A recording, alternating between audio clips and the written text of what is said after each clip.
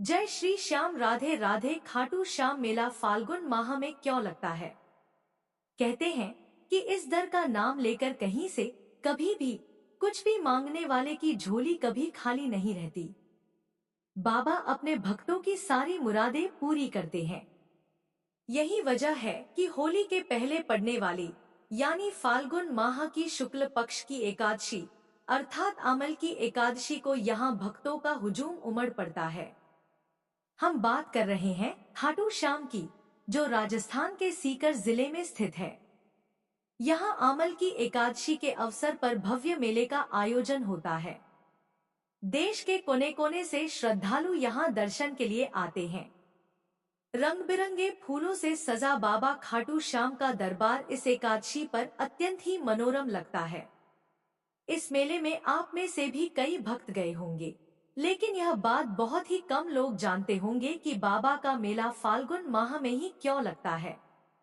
इसी रोचक कथा से आज की वीडियो में हम आपको अवगत कराने जा रहे हैं। भक्तों, यह कथा महाभारत काल से जुड़ी हुई है। कहा जाता है कि जब लाक्षागृह की घटना से बचने के लिए पांडव वन में भटक रहे थे, तभी उनकी मुलाकात हिडिंबा नाम की राक्षसी से हुई। हिडिंबा भीम पर मोहित हो गई। माता कुंती की अनुमति के बाद दोनों का विवाह हुआ और उनके पुत्र घटोत्कच का जन्म हुआ। घटोत्कच के पुत्र थे बर्बरीक। कहा जाता है कि बर्बरीक देवी के उपासक थे और उन्हें देवी से 3 दिव्य वरदान प्राप्त थे। वे अपने लक्ष्य को भेद कर वापस लौट आते थे। इन वरदानों के कारण बर्बरीक को कोई भी युद्ध में हरा नहीं सकता था।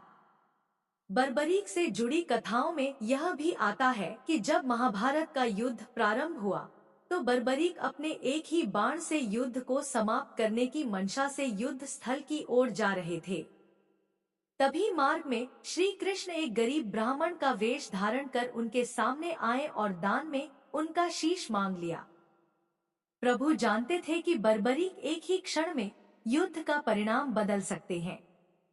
बर्बरीक यह समझ चुके थे कि यह कोई साधारण ब्राह्मण नहीं है। उन्होंने प्रभु से अपने वास्तविक स्वरूप में दर्शन देने का अनुरोध किया।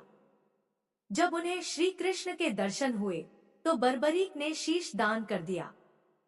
परंतु अपनी अंतिम इच्छा के रूप में उन्होंने महाभारत युद्ध देखने की इच्छा प्रकट की। श्री कृष्ण ने उनका शीश युद्ध स्थल के समीप एक ऊंचे स्थान पर स्थापित कर दिया, जहां से बर्बरीक ने पूरा युद्ध देखा।